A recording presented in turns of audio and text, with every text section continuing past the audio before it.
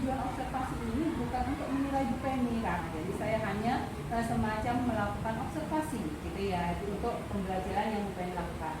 Nah, sebelum kita melakukan observasi, jadi ada hal yang namanya pra-observasi Bu Penny. Nah, dalam kegiatan pra-observasi ini saya akan melakukan pertanyaan, memberikan pertanyaan-pertanyaan untuk Bu Penny terkait persiapan yang akan Bu Penny lakukan sebelum melakukan observasi. Oke. Bisa kita langsung Ibu Penny ya? Boleh, kita santai aja ya Bu. Iya, kita santai saja. Nah, untuk yang pertama Bu Penny, saya ingin menanyakan terkait tujuan pembelajaran yang ingin Bu Penny capai tentang pembelajaran yang kemarin. Oke. Kebetulan saya mengajar pendidikan Pancasila ya, yang ingin saya sampaikan kepada peserta didik terkait observasi ini. Nah, untuk tujuan pembelajarannya ada dua Bu Amel. Ya. Jadi yang pertama, siswa itu mampu mengidentifikasi dan memahami bagaimana menerapkan nilai-nilai Pancasila dalam kehidupan mereka sendiri. Kemudian yang kedua, mereka mampu mempraktekkan bagaimana sih menerapkan nilai Pancasila dalam kehidupan mereka sendiri. Baik, berarti tujuan pembelajarannya ada dua ya Bu Penny ya. Yang pertama memahami dan mengidentifikasi, yang kedua adalah melakukan praktek ya, mempraktekkan. Oke, baik.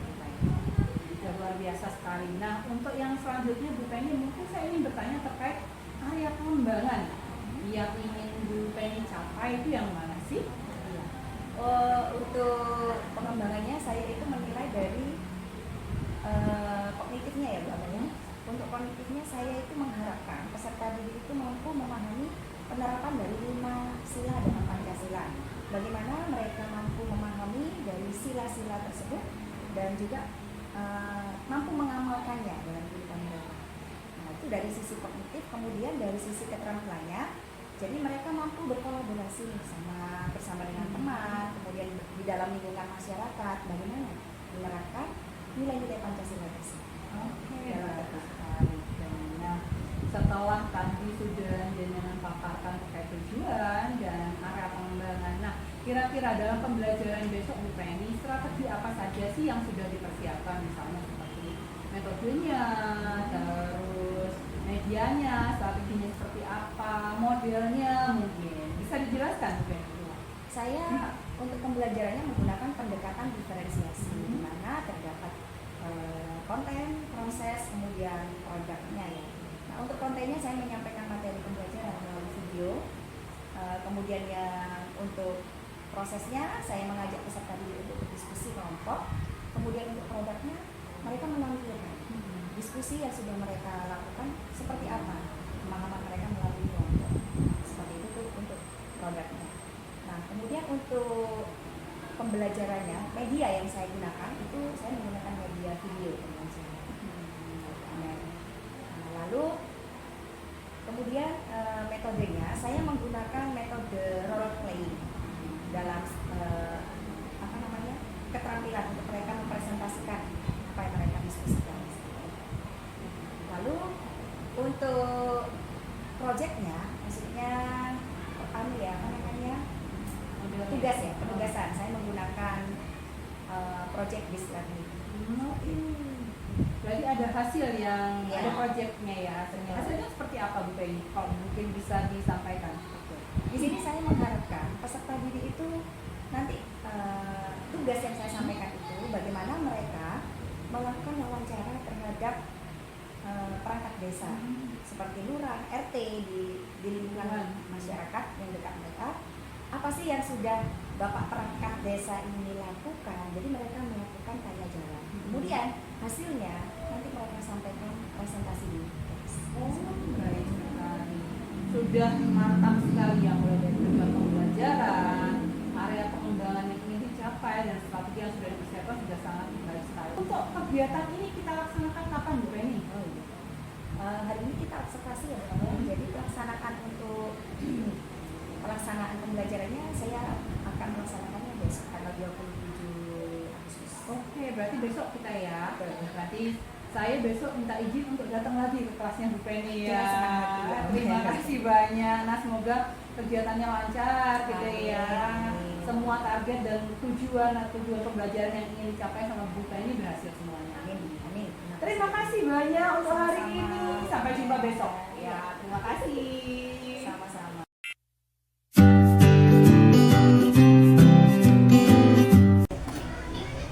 Selamat pagi anak-anak. Pagi.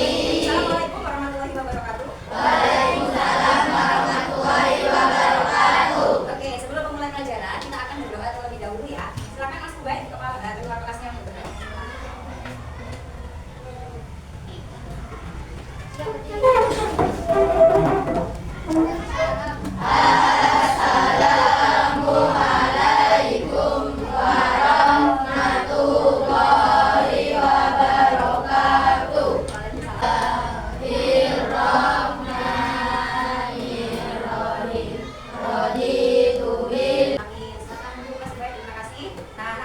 Bagaimana kabar kalian hari ini? Baik. Ada yang tidak masuk hari ini? Ada.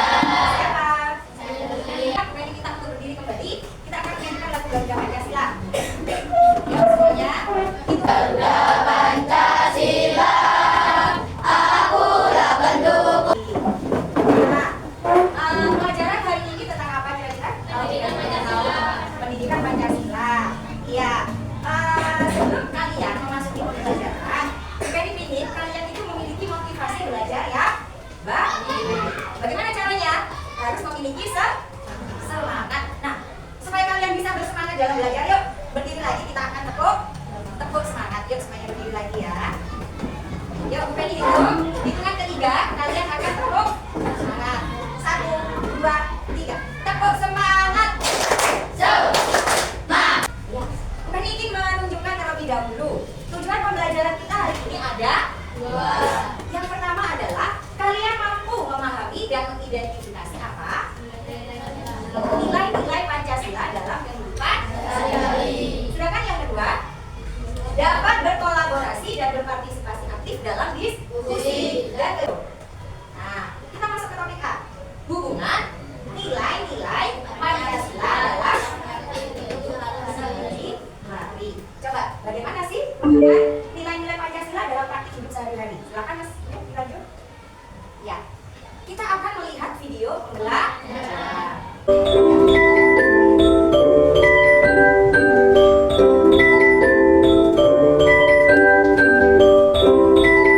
Ya, nah, kita akan melihat video kasus ya untuk menambah pengetahuan kalian tentang sebuah pembelajaran mengenai makna nilai-nilai dalam Pancasila. Silakan simak video kasusnya. Antara siswa sekolah di Kabupaten Tanah Toraja, Sulawesi Selatan terjadi pada Kamis siang. Pihak sekolah menyerahkan kasus perkelahian ini ke polisi karena terjadi di luar dan jam sekolah.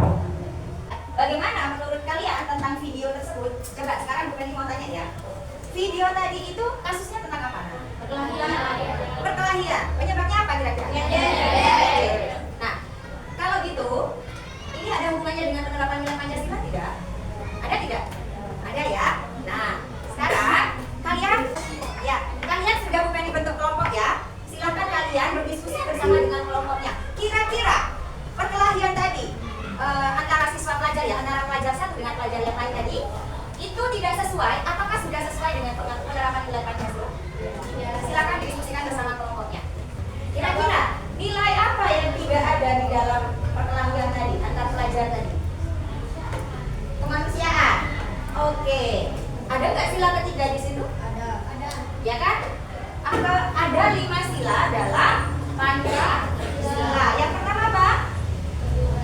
Ketuhanan. Yang kedua? Kemanusiaan. Nah, kalian akan kembali berdiskusi dalam kelompok ya. Sebutkan contoh-contoh penerapan nilai Pancasila dalam kehidupan sehari-hari dengan bermain peran. Sudah, kita lihat bagaimana kelompoknya Mbak Laila memerankan tugasnya masing-masing. Kelasnya bersih, kalau bersih harus piket. Iya, biar rapi. Sila keberapa yang diperankan, yang dimainkan oleh kelompoknya Laila? Sila ketiga. Benar? 5. Sila keberapa? 4. Oke anak-anak, tadi kalian sudah belajar ya. Coba Bu Penny mau tanya lagi. Penerapan nilai Pancasila ada berapa sila yang kalian pelajari? Kalian dimulai dengan melakukan wawancara kepada tokoh masyarakat, baik itu Pak RT ataupun Pak RW yang ada di lingkungan kalian. Apa tugasnya? Kalian menanyakan peran, tugas, dan tantangan yang dihadapi. Buatlah rangkuman tugas dengan menyebutkan nilai. Paham? Nah sekarang coba perasaannya Mbak Laila. Gimana? Senang? Kenapa? Berdiskusi kelompok. Untuk Mbak Laila, Mbak Sela, gimana? Bagaimana perasaan Mbak Sela dengan pelajaran hari ini? Senang. Kenapa? Oke.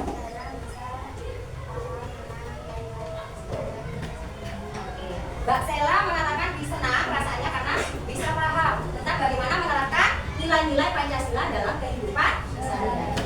Oke anak-anak, pelajaran Bu Penny akhiri sampai di sini. Bu Penny ucapkan wassalamualaikum warahmatullahi wabarakatuh. Jangan lupa tetap semangat dan belajar.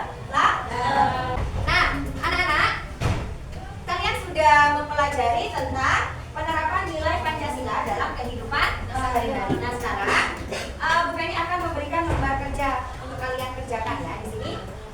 Silakan dikerjakan. Silakan dikumpulkan.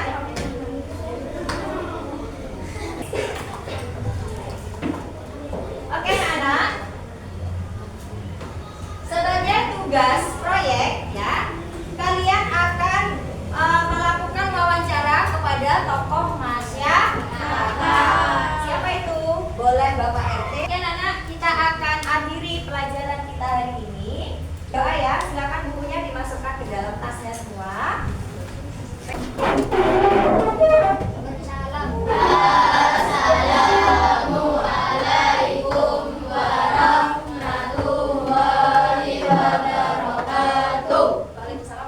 wabarakatuh. Assalamualaikum warahmatullahi wabarakatuh. Waalaikumsalam warahmatullahi wabarakatuh. Selamat siang Bu Penny, selamat siang Pak Hendro. Hari ini kita akan melakukan kegiatan pasca observasi. Nah Bu Penny, setelah kemarin, kita langsung aja ya, ngobrolnya santai aja ya. Oke, setelah kemarin melakukan kegiatan observasi, bagaimana sih perasaan Bu Penny setelah melakukannya? Setelah melakukannya, otomatis saya merasa lega karena saya merasa ada yang mensupervisi saya. Duduk atau enggak? Enggak kan ya? Kalau dedeknya itu sudah pasti ya, karena apa? Biasanya kan saya sendiri sama anak-anak, tapi pada saat itu kan disupervisi sama Pak Aman, jadi kayak dua-dua gimana. Tadi kan sudah sampaikan ya. Nah, Bu Penny bisa diceritakan kembali nggak area pengembangan yang Bu Penny inginkan serta tahapan pembelajarannya seperti apa? Kalau saya itu area pengembangan yang saya ingin terapkan itu pada area kognitif sama keterampilannya. Jadi kalau dia kognitifnya itu anak-anak mampu mengerti apa yang saya sampaikan pada saat materi pembelajaran. Dan kemudian pada saat di keterampilannya itu bukan hanya mengerti anak-anak itu, tetapi mampu melakukan apa sih maksud dari pembelajaran tersebut.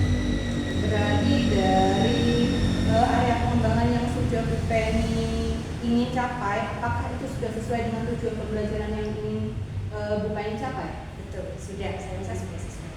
Kan saya menggunakan pembelajaran diferensiasi. Jadi pembelajaran yang berpusat kepada peserta didik, di mana di dalamnya itu ada konten, proses, dan juga konten. Oke, sudah bagus sekali ya Bu Penny. Nah, kalau boleh saya bertanya nih ya, kita refleksi sama-sama ya Bu Penny ya.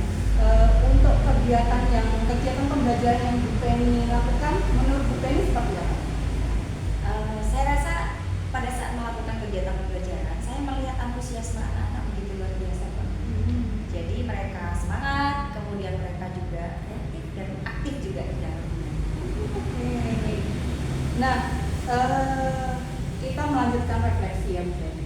Nah, bisa nggak Bu Penny menceritakan kelebihan dan kekurangan dari pembelajaran yang sudah Bu Penny lakukan kemarin?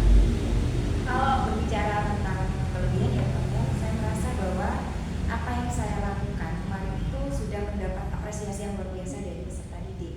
Kenapa? Karena saya melihat peserta didik itu sangat antusias, kemudian mereka semangat dan juga responnya positif